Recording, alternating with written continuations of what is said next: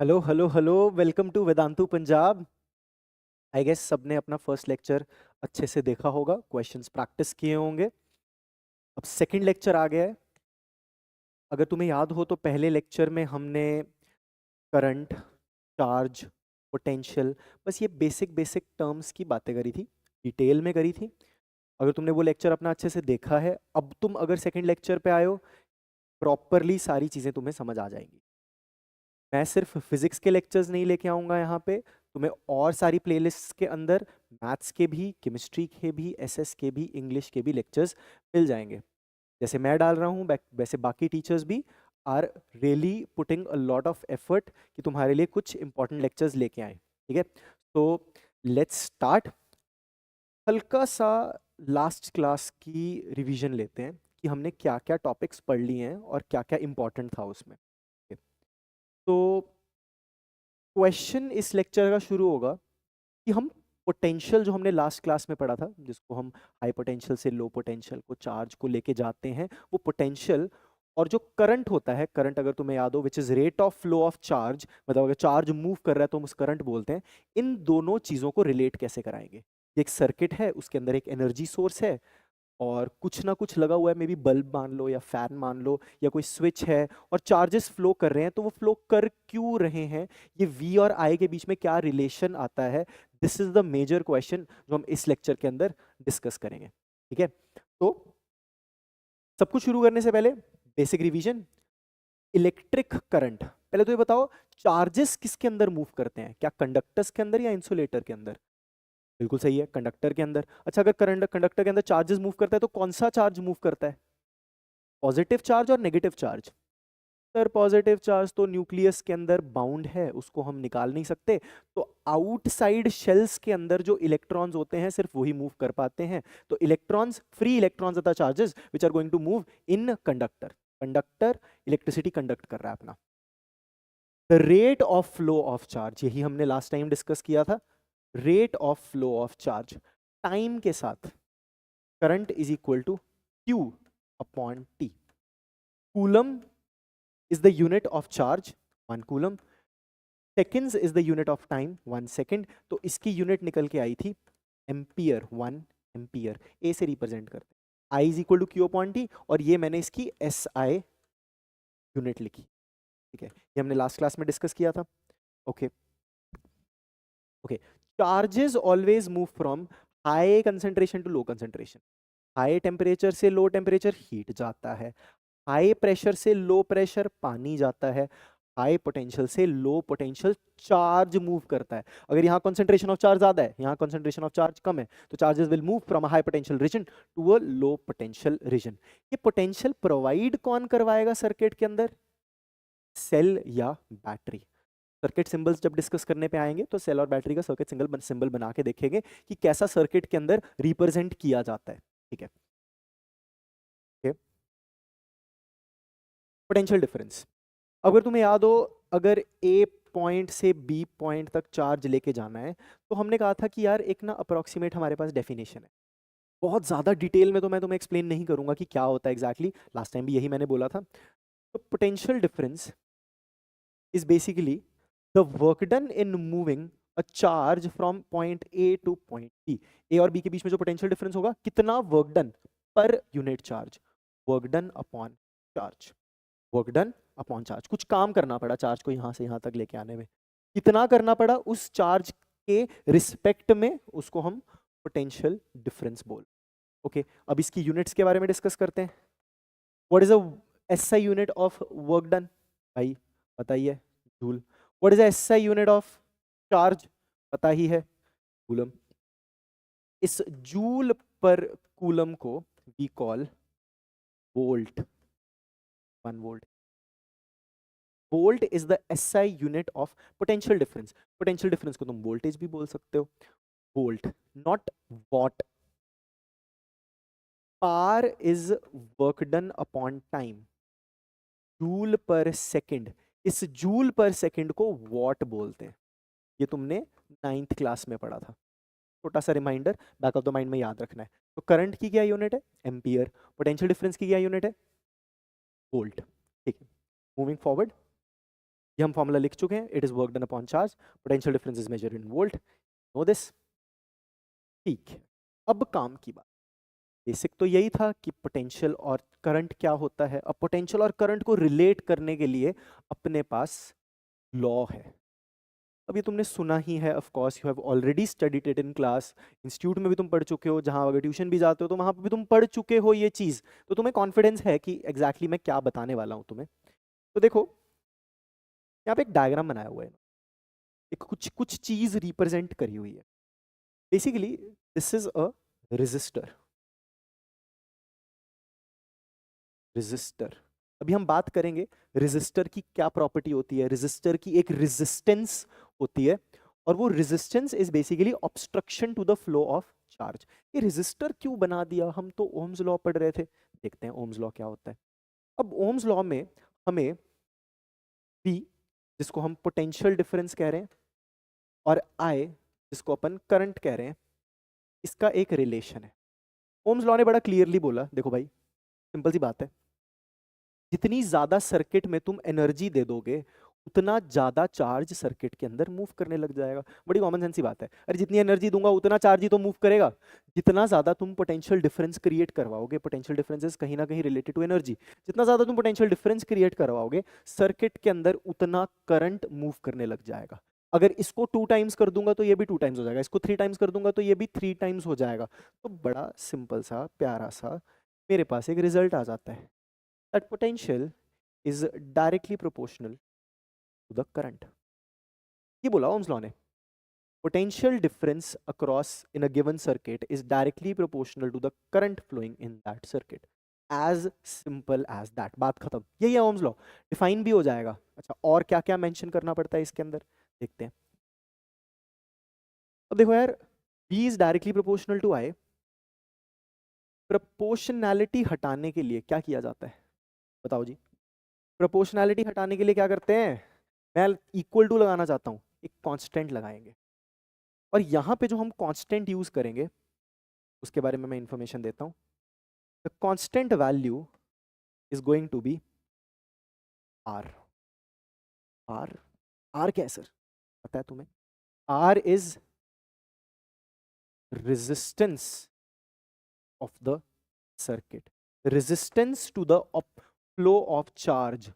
रोकना चाह रहे हैं चार्ज को, कोई ना कोई है जो रोकने की कोशिश कर रहा है। सर्किट के अंदर कहीं ना कहीं कुछ ऐसा हो रहा है जो पोटेंशियल प्रोवाइड करवाने के बाद भी चार्ज को रोकने की कोशिश कर रहा है। बिल्कुल सिंपल भाषा के अंदर, चार्जेस अलग अलग एटम के साथ कोलाइड करते हैं, मतलब जो इलेक्ट्रॉन्स मूव कर रहे हैं, और आपस में भी कोलाइड करते हैं, उसकी वजह से ये रेजिस्टेंस आ जाती है। तो V is equal to I R बोलते हैं, मैंने आर आई लिखा है क्योंकि मैं प्रोपोर्शनैलिटी दिखाना चाहता था। This is the proportionality constant.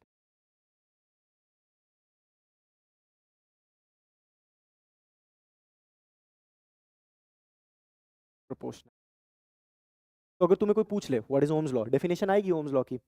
Ohms law states that potential difference is directly proportional to the current. फिर तुम ये फॉर्मूला लिखो, लिखो to remove proportionality sign we are supposed to apply a constant which is proportionality constant, और यहाँ पे वो constant resistance है मेरा। बस इतना तो समझते हैं। resistance आता कहाँ से, अभी डिटेल में हम डिस्कस करेंगे, बट सिंपल टर्म्स में अगर समझना है, कोलिजन की वजह से आता है। इलेक्ट्रॉन्स मूव करना चाह रहे हैं कंडक्टर के अंदर, पर दूसरे इलेक्ट्रॉन्स के साथ कोलाइड कर रहे हैं या दूसरे एटम्स के साथ कोलाइड कर रहे हैं, ये जो भी उस सर्किट के अंदर उस पर्टिकुलर कंडक्टर के अंदर और एटम्स पड़े हैं उनके साथ कोलिजन हो रही है। बिल्कुल सिंपल सी बात है, कुछ खास नहीं है। The potential difference V across the ends of a given metallic wire in an electric circuit is directly proportional to the current। तो क्या क्या key points? Potential difference across the ends directly proportional to the current flowing। ये temperature की बात हम बाद में करेंगे, provided its temperature remains। क्या है ये टेम्परेचर वाली बात, तो ये तुम्हारी फुल ऑन डेफिनेशन है। की पॉइंट्स क्या क्या हैं, potential difference, directly proportional, current flowing, और टेम्परेचर को सेम रख देना। सेम टेम्परेचर के ऊपर ये लॉ बन जाता है, V is equal to I R, लिखा हुआ है V is equal to I into R. Volt, ampere, इसके बारे में बात करते हैं, होता क्या है, लेट्स सी। ओके, वोल्टेज को डबल किया, करंट भी डबल, वोल्टेज को ट्रिपल किया, करंट भी ट्रिपल। तो जो वोल्टेज, जो पोटेंशियल डिफरेंस है और जो करंट है, अगर मैं उसका ग्राफ बनाऊं, ग्राफ बनाने की कोशिश करते हैं, इजी सा ग्राफ बनाते हैं। वी आई,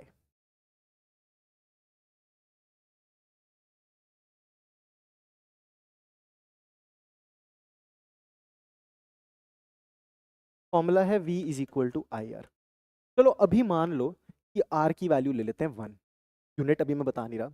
अगर मैं R की वैल्यू 1 ले लूंगा तो तुम्हें दिख रहा है V is equal to I R है, बिल्कुल सही बात है। अब ग्राफ तो तुम्हें बनाना आता ही है, पॉइंट्स लिखते हैं। जब V1 है तो I भी 1 है, जब V2 है तो I भी 2 है, जब V3 है तो I भी 3 है, जब V0 है तो I भी 0 है। पॉइंट्स मार्क कर लेता हूँ, एक पॉइंट ये रहा, एक पॉइंट ये रहा, ये रहा। इन सारे पॉइंट्स को पकड़ के तुम अगर ग्राफ बना दोगे तो तुम्हारा ग्राफ स्ट्रेट लाइन बन जाएगा। तो VI का ग्राफ कैसा होता है? Straight line passing through origin. देखो, पासिंग ओरिजिन, ओरिजिन से क्यों? क्योंकि 0,0 भी है एक पॉइंट, 0 पुट करोगे तो 0 आएगा। तो मैंने सारे पॉइंट्स को पकड़ के एक स्ट्रेट लाइन बना दिया। याद रख लो, VI का ग्राफ, ओम्स लॉ का graph is a straight line. अब देखो यार, general equation of straight line हमारे पास होती है, पता नहीं कितना का पढ़ते हो तुम ये, but general equation of a straight line is y is equal to mx plus C. y intercept यहाँ पे नहीं है तो हम c नहीं लिखेंगे। तो देखो, इस y को बोला जाता है स्लोप। तो अगर तुम इक्वेशन को ध्यान से देखो, y एक्सिस पे v है तो v, x एक्सिस पे i है तो i, बचा क्या? m, तो वो r है। तो हम ऐसे बोलेंगे कि in a straight line VI graph of Ohm's law, slope हमें रेजिस्टेंस देता है, स्लोप हमें रेजिस्टेंस देता है। तो अगर तुम्हारे पास क्वेश्चन आ जाए, ग्राफ बना के देखते हैं। ये रहा V, ये रहा I, दो ग्राफ बनाएंगे, एक ग्राफ ये, एक ग्राफ ये। इसकी रेजिस्टेंस को ले लेते हैं RA, इसकी रेजिस्टेंस को लेते हैं RB। तो अभी हमने देखा था V is equal to I R. जिस ग्राफ में स्लोप ज्यादा उसकी रेजिस्टेंस ज्यादा, तो किसकी रेजिस्टेंस ज्यादा? RA is greater than R, more slope more resistance। ध्यान रखना है कि y एक्सिस पे v हो और x एक्सिस पे i हो तो ये वैलिड है। अगर i और v को इंटरचेंज कर दूंगा तो स्लोप का इनवर्स रेजिस्टेंस के रिलेटेड होगा। मैं फिर से बोल रहा हूं, y एक्सिस पे v है, x एक्सिस पे i है तो ही ये वैलिड है। अगर तुम इसको रिवर्स कर दोगे तो ये रिलेशन भी रिवर्स हो जाएगा। समझते हो? V is directly proportional to I, proportionality हटा के हमने रेजिस्टेंस लगा दिया। क्या होता है रेजिस्टेंस? देखते हैं, ऑब्स्ट्रक्शन होता है, डिटेल में बात करेंगे। VI का ग्राफ बनाओगे तो स्ट्रेट लाइन बनेगा। स्ट्रेट लाइन का जो स्लोप है वो रेजिस्टेंस है बेसिक, तो जिसकी स्लोप ज्यादा उसकी रेजिस्टेंस भी ज्यादा। Okay, you get this? इतना समझ आता है अपने को?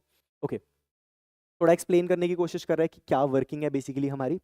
एनर्जी सोर्स, जो यहाँ पे इसने सेल और बैटरी बना के दी हुई है हमें, एनर्जी सोर्स यहाँ पे लिखा हुआ है 9 वोल्ट की बैटरी है, मतलब ये मेरा पोटेंशियल डिफरेंस है 9 वोल्ट। तो V की वैल्यू 9 वोल्ट।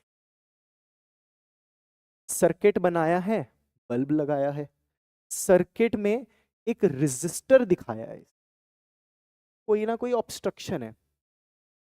सर क्यों लगा रहे हो रेजिस्टर? मत लगाओ, बल्ब को चलने दो ना, चार्जेस को फ्लो करने दो।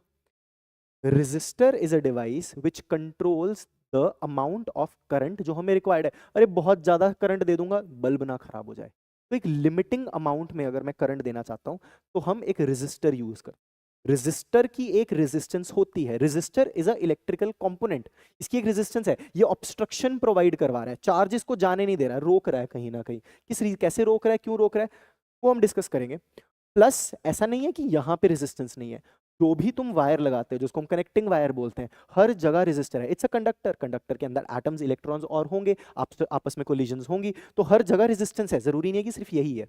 अच्छा, तो अगर मेरा V फिक्स्ड है 9, V is equal to I R, V तो फिक्स्ड है, मैंने इसको 9 दे दी वैल्यू, आई आर। तो देखो I क्या बन गया, I is equal to 9 by R। अब R मेरा रेजिस्टर है, अगर मैं R की वैल्यू बढ़ाऊंगा तो मैं I को लिमिट कर सकता हूँ, I की वैल्यू कम कर सकता हूँ, R बढ़ेगा तो I कम होगा। इतना समझ पा रहे हो? मतलब मैं R की वैल्यू चेंज करवा सकता हूँ इस पर्टिकुलर सर्किट के अंदर, but V is equal to I R के अंदर जब हम ओम्स लॉ लिखते हैं तो V is directly proportional to I। V को बढ़ा दोगे तो करंट बढ़ जाएगा। This is trying to explain you something completely different. हमारी ओरिजिनल बात एकदम सही है, V और I का ग्राफ एक स्ट्रेट लाइन बनता है, R एक पर्टिकुलर सेटअप के लिए कांस्टेंट मान लेंगे, जिसका स्लोप ज्यादा की रेजिस्टेंस भी ज्यादा। एकदम सही है सर, आगे बढ़ते हैं। ओके, अब ये रेजिस्टर के अंदर हो क्या रहा है, वही ये रेड रेड जो तुम्हें दिख रहे हैं, ये एटम्स की बात चल रही है। दीज आर माय एटम्स जो रुके हुए हैं, ये फिक्स्ड है अपनी पोजीशन। जो छोटे छोटे ब्लू तुम्हें दिख रहे हैं, ये अपने इलेक्ट्रॉन्स भाग रहे हैं इधर उधर, electron negative, electron negative, electron भाग रहे हैं, आपस में भी कोलाइड करेंगे, एटम के साथ भी कोलाइड करेंगे। इस कोलिजन्स की वजह से जो ऑब्स्ट्रक्शन आ रही है उसको हम रेजिस्टेंस बोल रहे हैं। These collisions are the opposition to the flow of electrons called resistance. So obstruction to the flow of electrons या opposition to the flow of electrons due to collisions between atom, electron and atom and electron is called resistance. तो keywords क्या याद रखने हैं? Collisions याद रख लो और opposition या obstruction याद रख लो, one and the same thing. ये जब भी डेफिनेशन में मैं तुम्हें बताऊंगा तो कीवर्ड बहुत इंपॉर्टेंट है जो तुम्हें डेफिनेशन के अंदर लिखना पड़ेगा, उसके कॉरेस्पॉन्डिंग तुम्हें मार्क्स मिलेंगे। Okay, moving forward. अभी तक हमने रेजिस्टेंस की बहुत डिटेल्ड बात नहीं करी, रेजिस्टेंस की यूनिट क्या होती है, यहाँ पे हम वो एक्सप्लेन करते हैं। फॉर्मूला अपने पास है V is equal to I R. V potential difference किस में मेजर करते हैं? वोल्ट में, 1 volt is equal to current ampere, 1 ampere A. Resistance अपने को चाहिए, रेजिस्टेंस आ जाएगा 1 वोल्ट डिवाइडेड बाय 1 एम्पियर, जिसका नाम ये ओम्स लॉ के कॉरेस्पॉन्डिंग ही रखा हुआ है। 1 ohm symbol is, this is 1 OH, Ohm's law के corresponding, this is the symbolic represent. अच्छा, अब सर्किट के अंदर रेजिस्टेंस को कैसे शो करना है? ये वेवी सी लाइन बना के, माहौल है पूरा वेवी, वेव्स बना। जब भी सर्किट के अंदर एक रिप्रेजेंट करनी है रेजिस्टेंस तो ऐसे करेंगे, अगर उसकी कुछ वैल्यू देनी है तो इसके ऊपर लिख दो, for example 5 ohm, 6 ohm, 7 ohm, 10 ohm, whatever the value is. तो this is the circuit symbol, लिख लेते हैं यहाँ पे, this is the circuit symbol.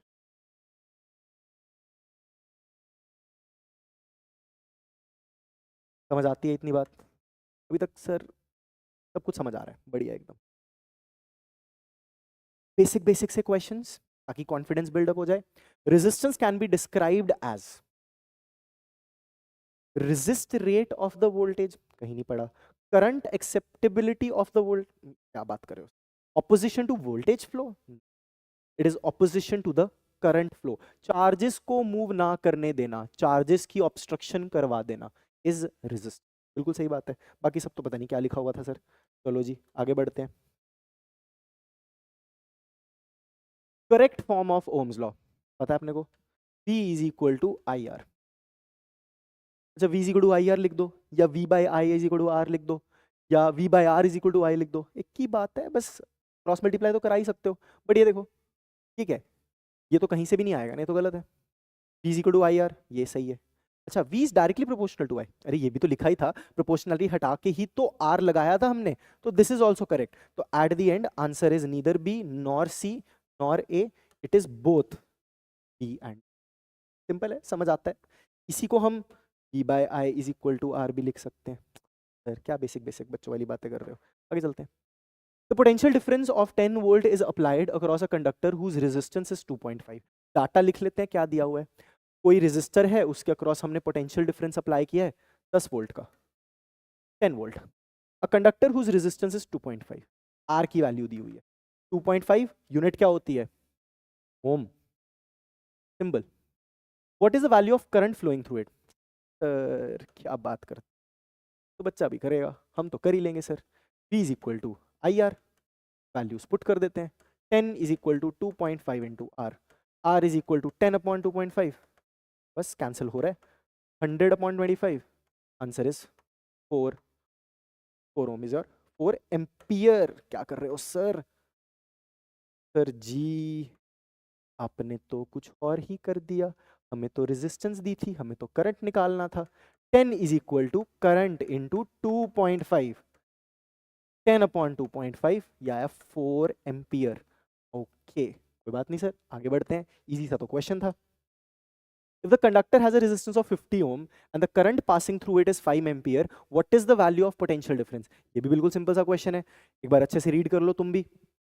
Resistance 50, R is equal to 50 ohm, current 5 ampere.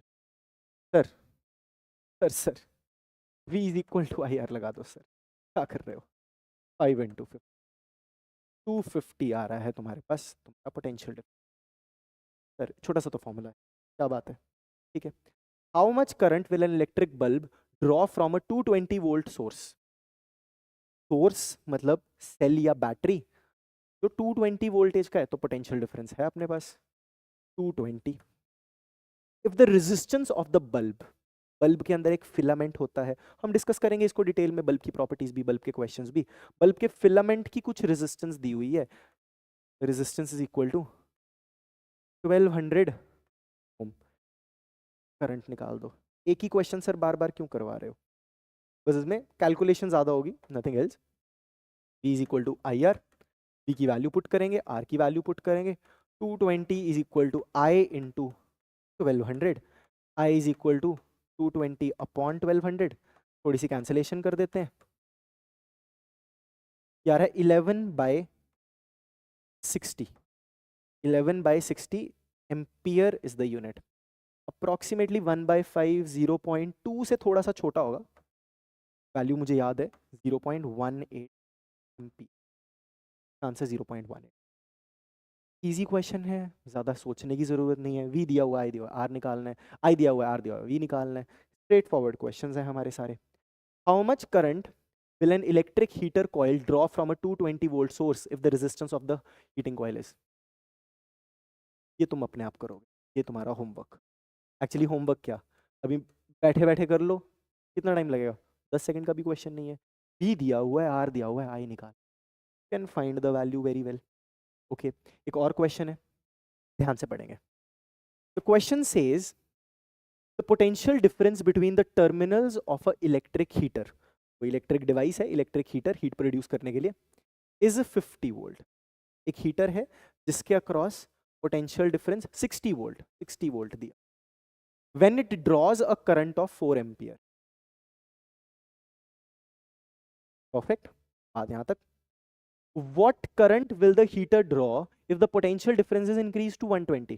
कहता अब पोटेंशियल डिफरेंस कर दिया 120, और मुझे बताओ करंट कितना आएगा। Let's think about it. Electric heater तो वही है, वोल्टेज को बढ़ाया है। इलेक्ट्रिक हीटर अगर सेम है तो हीटर के अंदर जो हीटर की प्रॉपर्टीज हैं वो सेम है, तो हीटर के सिस्टम की रेजिस्टेंस सेम रहेगी। अगर मटेरियल सेम है, ऑब्जेक्ट सेम है, लेंथ एरिया सेम है, टेम्परेचर सेम है, तो रेजिस्टेंस भी सेम होता है। ये रेजिस्टेंस की प्रॉपर्टीज के बारे में भी हम डिस्कस करेंगे। और हमें पता है कि अगर पूरा सिस्टम सेम है, वोल्टेज को डबल करूंगा तो करंट भी डबल होगा। यहाँ पे हमने क्या किया, वोल्टेज को डबल किया। तुम्हें क्या लगता है करंट क्या डबल हो जाएगा? आंसर सीधा सीधा 8 आ रहा है, बट हम सॉल्व करके भी देखते हैं। हम क्या करेंगे, पी आई से आर निकालेंगे, वो सेम आर यहां पुट करेंगे, हमें करंट मिल जाएगा। लेट्स डू दैट, वही करते हैं try. P is equal to I R, 60 is equal to I R, R is equal to 15 ohm. ये आर निकल के आया अपने पास, इसको मैं यहां यूज करूंगा। V is equal to I R, V दिया हुआ है 120, आई अपने को निकालना है, आर अपने पास 15 है, अरे पता ही है तुम्हें 8 एम। बट तुम डायरेक्टली भी सोच सकते थे, वोल्टेज को डबल, करंट भी डबल हो गया होगा, डायरेक्टली ही 8 एम्पियर आ जाता तुम्हारा। सॉल्व करके भी आ रहा है, रेजिस्टेंस को हम सेम रख लेंगे दोनों के। Got it? Let's move forward, आन दो चलो। ठीक है, बेसिक बेसिक बहुत सारे क्वेश्चंस कर लिए, V is equal to I R वाले, जल्दी जल्दी किए हैं, ज़्यादा टाइम नहीं लगाया हमने उन पे। Now let's come to resistance क्या है, कैसे चेंज होगी, मटेरियल को बदलने से क्या फ़र्क पड़ता है, टेम्परेचर को चेंज करने से क्या फ़र्क पड़ता है, लेंथ बढ़ा देंगे तो क्या फ़र्क पड़ता है, मोटापा बढ़ा देंगे तो क्या फ़र्क पड़ता है वायर का। तो whether the number of collisions are more or less decide the resistance of the material. There are many factors that affect the number of collisions. अब हमने factors discuss कर, क्या है मेरे factors। ये समझाने का ना मेरा एक अपना तरीका है, मैं बच्चों को एक्सप्लेन करने की कोशिश करता हूँ जब भी, कि रेजिस्टेंस को याद कैसे रखें, कि कैसे फर्क पड़ रहा है। एक तो है कि तुम बिल्कुल कॉमन सेंस से समझो कि वो क्या कह रहा है। एक बार मेरा मेरा मेथड सोच के देखते हैं। चलो, जब भी मैं रेजिस्टेंस एक्सप्लेन करता हूँ तो मैं तुम्हें कहता हूँ कि तुम इमेजिन करो कि एक रोड है, देयर इज अ रोड, तुम्हें ये रोड क्रॉस करना है, तुम इलेक्ट्रॉन हो, ये लो, you guys are the people who are trying to cross the road, मतलब रोड पे ट्रेवल कर रहे हो, not cross the road exactly. बहुत सारी ऑब्स्ट्रक्शंस दिखाओ, जैसे सपोज यहाँ कोई खड्डा है, यहाँ पे बहुत सारा पानी गिरा हुआ है, वाटर इज देयर, कुत्ते बिल्ली लोग घूम रहे हैं, बड़ा कुछ है, प्रॉब्लम है, कहीं पे पुलिस खड़ी है, बैरिगेड लगा है, बहुत सारी ऑब्स्ट्रक्शन। चलो, now you are suppose to cross, तुम्हें क्रॉस करना है, कहीं यहाँ टकराओगे, कभी यहाँ टकराओगे, कभी किसी बंदे से टकराओगे, पानी में गिरोगे, क्रॉस कर लोगे जैसे तैसे, और तुम्हारे जैसे और भी बहुत लोग हैं जो ट्रेवल कर रहे हैं, आपस में भी टकराओगे। अब फैक्टर समझते हैं। फॉर एग्जाम्पल, मैं इस रोड की लेंथ को बड़ा कर देता हूँ। अच्छा, अगर मैं रोड की लेंथ को बड़ा कर दूंगा तो दो इंसान यहाँ आ जाएंगे, और कुछ ऑब्स्ट्रक्शन आ जाएगी रोड पे, और खड्डे आ जाएंगे, रोड की लेंथ बढ़ा दी। तुम्हें क्या लग रहा है, अगर और बढ़ा दूंगा तो नंबर ऑफ कोलिजन्स पे क्या फर्क पड़ेगा? What do you think? और खड्डे और लोग, number of collisions will sky rocket, they will increase, बहुत ज्यादा बढ़ जाएंगी कोलिजन्स। तो देखो क्या हो रहा है, लेंथ बढ़ा दी अगर रोड की तो नंबर ऑफ कोलिजन्स इंक्रीज हो रही। सेम कोरिलेशन बनाएंगे हम रेजिस्टेंस के साथ भी, अगर कंडक्टर की लेंथ इंक्रीज कर दोगे तो नंबर ऑफ कोलिजन्स इंक्रीज हो जाए। दूसरा मैं यहाँ क्या समझाता हूँ, ऐसे करते हैं, रादर देन इंक्रीजिंग लेंथ, तुम क्या करो, रोड को चौड़ा कर दो, चौड़ा मतलब विड्थ, विड्थ नु बताओ, इंक्रीज द विड्थ। अच्छा, if I increase the width, ये जो सेपरेशन बिटवीन लोग या पानी या खड्डा, ये सब दूर दूर हो जाएंगे। अगर ये चीजें दूर हो जाएंगी तो पास करने के लिए स्पेस बढ़ जाएगी।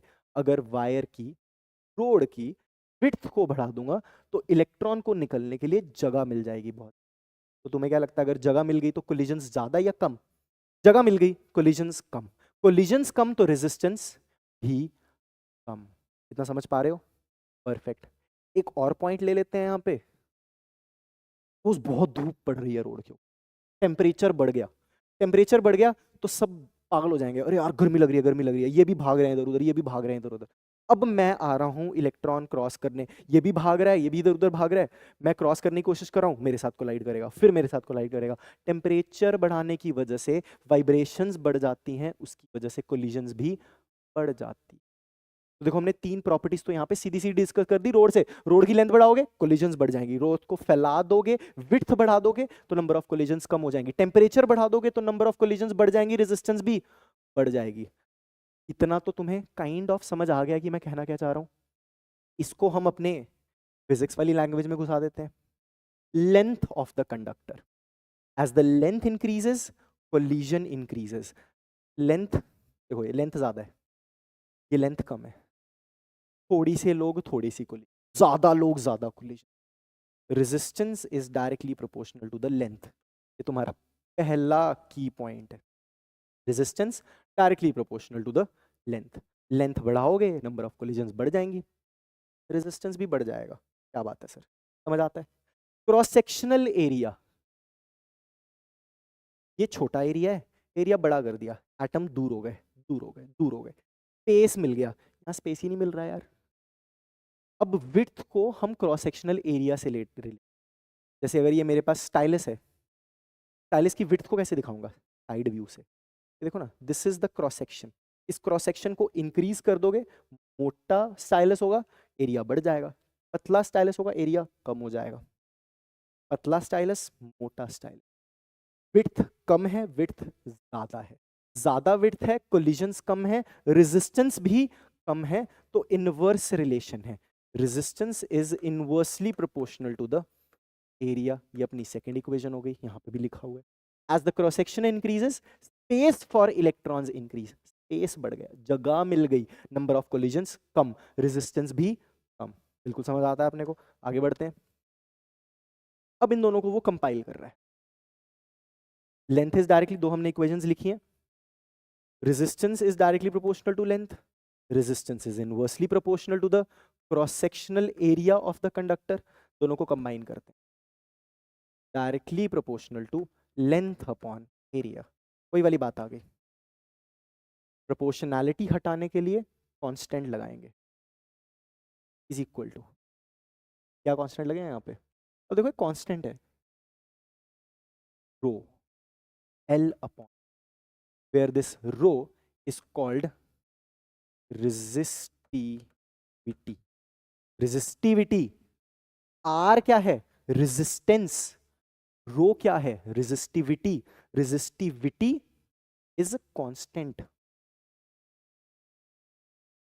Is constant, constant value. इस पर्टिकुलर सिचुएशन के अंदर अगर मेरे पास एक फिक्स्ड लेंथ की वायर है, फिक्स्ड एरिया है, अगर लेंथ और एरिया फिक्स है, रेजिस्टिविटी फिक्स ही होती है, तो रेजिस्टेंस फिक्स हो जाएगा। बट अगर मटेरियल, अच्छा चलो थोड़ा डिस्कस कर लेते हैं डिटेल में, फिर वापस से कंबाइन कर दिया, the constant is called resistivity. Let's talk about resistivity. अब रेजिस्टेंस की हमने यूनिट लिखी थी, यहाँ पे यूनिट डिस्कस करते हैं।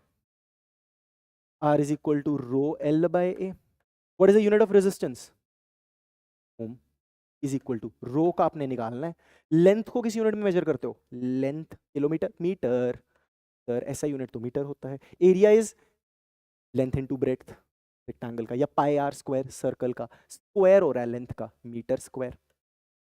रेजिस्टिविटी निकल के आ गया ohm metre, it is ohm. This is the SI unit. समझते हैं हम ये? तो समझ आ रहा है? अभी तो अपने यूनिट्स ही बताएं, काफी सारी यूनिट्स हैं। दो दो तीन तीन बार अगर लिखोगे, अपने आप लिखो ना। करंट लिखो, यूनिट लिखो, फॉर्मूला। वोल्टेज लिखो, यूनिट लिखो, फॉर्मूला। वी और आई को रिलेट करते हुए फॉर्मूला लिखो, यूनिट लिखो। आर का फॉर्मूला लिखो, यूनिट लिखो। ऐसे कर करके तुम्हें दो तीन बार चीजें याद करनी पड़ेंगी, याद हो जाएगा। ऐसा नहीं है कि it's very difficult, it's easy, just multiple revision are required. तो rho is equal to ohm metre आ गया। Resistivity is the property of material. अब इसका मतलब क्या है? सपोज मैं तुम्हें पूछता हूं, मेरे पास एक वायर है ये, एक वायर है ये। इस वायर की ना लेंथ ज्यादा है, इस वायर की लेंथ कम है। अगर मैं तुम्हें पूछूं what is the relation between resistance, ये लंबी वाली वायर की रेजिस्टेंस ज्यादा होगी या छोटी वाली वायर की रेजिस्टेंस ज्यादा होगी? अच्छा दोनों सेम मटेरियल के बने हुए हैं, ये भी कॉपर का है, ये भी कॉपर का है। Copper is a good conductor of electricity. लंबी वायर, छोटी वायर, तुम्हें क्या लगता है किसकी रेजिस्टेंस ज्यादा होगी? और सर जिसकी लेंथ ज्यादा है उसकी रेजिस्टेंस ज्यादा होगी। परफेक्ट। फिर से मेरे पास एक लंबी वायर, मेरे पास एक छोटी वायर। अब मैं तुम्हें पूछूं ये भी कॉपर, ये भी कॉपर, इसकी रेजिस्टिविटी ज्यादा है। सर रेजिस्टिविटी मटेरियल की प्रॉपर्टी हो, अगर मटेरियल सेम तो रेजिस्टिविटी सेम। कॉपर कॉपर, मोटा हो पतला हो, ये भी कॉपर ये भी copper, resistivity is a fixed value for a particular material. Resistivity is a material property. इसको हम ऐसे भी बोलते हैं, resistivity is a characteristic property of a material. Material change करेंगे तो ही रेजिस्टिविटी चेंज होगी, otherwise it is going to remain the same. तो एक बार इसको समराइज करते हैं। मेरे पास एक वायर Cu कॉपर, मेरे पास दूसरी wire Cu copper. Resistance 1, resistance 2। Resistance 1 is greater than resistance 2 क्योंकि लेंथ ज्यादा। Resistivity 1, resistivity 2। Resistivity 1 is equal to resistivity 2 क्योंकि मटेरियल इज सेम, दोनों कॉपर कॉपर हैं। याद रख लोगे? समझ आ गया? रेजिस्टिविटी मटेरियल की प्रॉपर्टी होती। हमारा जनरल फॉर्मूला क्या था? R is equal to rho L by A. L को बढ़ाओगे आर बढ़ेगा, ए को बढ़ाओगे आर कम होगा। रो को चेंज करोगे तो आर चेंज हो जाएगा, बट एल और ए चेंज करने से रो चेंज नहीं होता। रो डिपेंड करता है मटीरियल पे मेरे वीर, it's material property. I guess एक बेसिक अंडरस्टैंडिंग तुम्हें मिल चुकी है इस चीज के बारे में। यहाँ पे भी वो यही एक्सप्लेन करना चाह रहा है। Resistance, ability of a conductor, एक फिक्स्ड मेरे पास कंडक्टर है, मतलब कॉपर की कुछ लेंथ और एरिया का मैंने कंडक्टर बनाया हुआ है। Ability of a conductor to oppose current, ability of material of the conductor to oppose, मतलब यहाँ पे कंडक्टर की प्रॉपर्टीज आ जाएंगी, जैसे मतलब शेप साइज आ जाएगा, जैसे लेंथ और एरिया, जैसे यहाँ पे it depends upon the length and area of cross section. But यहाँ पे हम कहीं पे भी लेंथ और एरिया ऑफ क्रॉस सेक्शन की बात नहीं करेंगे, ये सिर्फ मटेरियल पे डिपेंड करता है। कॉपर का अलग, आयरन का अलग, बट कॉपर कॉपर का same. It does not depend upon length and area, depends on length and area of cross section, resistance and resistivity. Got it? I hope तुम्हें समझ आ गया क्या चल रहा है। इजी टॉपिक है, थोड़ा ध्यान से सुनोगे तो समझ आएगा। अब कुछ कंडक्टर्स की ना रेजिस्टिविटी की वैल्यू दी है, फिर से ओम मीटर वाला, यूनिट्स इसके ओम मीटर है। देख लो तुम्हें सबसे कम रेजिस्टिविटी किसकी दिख रही है? 1.60, 1.62, 1.1.1.1.84, 1.6 इंटू 10⁻⁻8। -8 बहुत बड़ी वैल्यू, बहुत छोटी वैल्यू, बहुत स्मॉल वैल्यू। सिल्वर की रेजिस्टिविटी सबसे कम दिखाई गई है, 10⁻⁻8। ओके, अब बहुत सारे मेटल्स को अगर कंबाइन करते हैं तो उसको हम अलॉय बोलते हैं, कुछ अलॉय की भी दिखा रखी है। अच्छा, अब 10⁻⁻6 हो गया, इसका मतलब वैल्यू बढ़ गई है, काफी बढ़ गई है, इंटू 1000 इंटू 10,000 हो चुकी है वैल्यू। तो अलॉयज की रेजिस्टिविटी ज्यादा है, मतलब अगर अलॉय का मैं रेजिस्टेंस वायर बनाऊंगा, कोई भी वायर बनाऊंगा, तो उसकी रेजिस्टेंस ज्यादा होगी। बट अभी भी यार काफी छोटी है, 10⁻⁻6 है, इट्स वेरी स्मॉल। इंसुलेटर, जो इलेक्ट्रॉन को चलने नहीं देते, इलेक्ट्रॉन फ्री मूव नहीं करते, फ्री इलेक्ट्रॉन ही नहीं होते। 10⁻10, 10⁻14, such a big value. 16, 17, 13, 12, very big value of resistivity, मतलब इसकी रेजिस्टेंस बहुत ज्यादा है, बहुत ज्यादा obstruction to the flow of charge है, इलेक्ट्रॉन को मूव करने दे ही नहीं रहा, रोक ही दिया काइंड ऑफ। इतनी छोटी वैल्यू आ रही है, मानो ही मत कि आ भी रही है नहीं वैल्यू। ओके, अब इस पर्टिकुलर फॉर्मूला के ऊपर we are suppose to solve a few question. अब ये थोड़े से तुम्हें अच्छे लगेंगे आई गेस, थोड़े से ट्रिकी हैं, ज्यादा नहीं। A wire of a given material, given material, material fixed है, मतलब resistivity is constant. Length change करोगे तो रो नहीं चेंज होगा, एरिया चेंज करोगे तो रो चेंज नहीं होगा, आर चेंज हो जाएगा। Having length L and area of cross section ए, मतलब मेरे पास एक वायर है जिसकी लेंथ एल है और उसका area of cross section A है, हैज अ रेजिस्टेंस 4, इसकी resistance 4 ohm, R is equal to 4। What would the resistance of another wire of the same material, material same, वो भी कोई कॉपर, ये भी कोई कॉपर, लेंथ है l/2, एरिया हो गया 2a। अब इसकी रेजिस्टेंस मुझे बतानी है, इसको r' लिख ले, ठीक है। प्रोसीड करें, देखें कैसे करना है। रेजिस्टेंस का फॉर्मूला याद करो, R is equal to rho l/a। इसका R कितना है? 4। इसका भी रो है, इसका भी रो है, दोनों का रो सेम है क्योंकि मटेरियल हमने सेम रखा है, तो रो L/A। ये फर्स्ट इक्वेशन है, मुझे रो L/A की वैल्यू 4 मिल गई। यहाँ पे R' न्यू रेजिस्टेंस, देखते हैं क्या होगी इसकी resistance. R' is equal to इसका रो उसका rho same rho, but length को क्या लिखूंगा? L/, एरिया को क्या लिखूंगा? 2a, 1/4 row L/A is R'। But मुझे ओम के टर्म्स में आंसर चाहिए। रो L/A की वैल्यू 4 है, इस वैल्यू को यहां पे पुट कर देता हूं, 1/4 इंटू रेजिस्टेंस निकल के आया 1।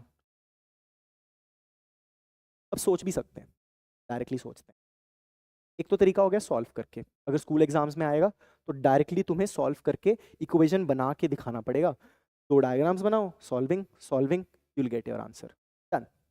पर डायरेक्टली सोचना है, लेंथ को डबल कर रहे हैं, एरिया को, लेंथ को हाफ कर रहे हैं, तो रेजिस्टेंस भी हाफ हो जाएगी। एरिया को डबल कर रहे हैं तो भी रेजिस्टेंस और हाफ हो जाएगी। मतलब इसकी वजह से भी 1/2 का फैक्टर आया, इसकी वजह से भी 1/2 का फैक्टर आया। 4 को 1/2 इंटू 1/2 कर दो, 4 इंटू 1/2 इंटू 1/2, 1। लेंथ को हाफ, रेजिस्टेंस हाफ। एरिया को डबल तो भी रेजिस्टेंस हाफ। समझ पा रहे हो? अगर शॉर्टकट से कैसे करना है, डायरेक्टली कैसे सोचना है। अच्छा, अगर इसी क्वेश्चन में मैं तुम्हें बोलता कि देखो लेंथ को हाफ किया है, एरिया को 3 टाइम्स कर दिया, तो क्या होता? लेंथ को हाफ करने से रेजिस्टेंस हाफ हो गई, मतलब 4 की वैल्यू 2 हो जाती। एरिया को ट्रिपल करने से 1/3 हो जाती, तो आंसर 2/3 आ जाता। अगर मेरे बोलने पे तुम्हें समझ आ गया, बहुत अच्छी बात है, तुम बिना हाथ चलाए सॉल्व कर लोगे। बट स्कूल एग्जाम्स के लिए प्रॉपर सॉल्व करके दिखाना पड़ेगा। Perfect, let's move forward sir. ये है क्वेश्चन, बहुत स्टैंडर्ड। मैं तो बोर हो गया हूँ टू बी ऑनेस्ट ये करा करा के, बट बहुत इंपॉर्टेंट। ठीक है, ये डायरेक्ट एक रिजल्ट ही है जो हम याद रखते हैं, बट इसको हम सॉल्व करने की कोशिश करेंगे। The resistance of a wire is R. मेरे पास एक वायर है, बना देते हैं वायर। ये रही वायर, इसका कुछ मोटापा है, इसकी कुछ लेंथ है। इसकी लेंथ है L, इसका एरिया है A। अच्छा, इट कैन बी अ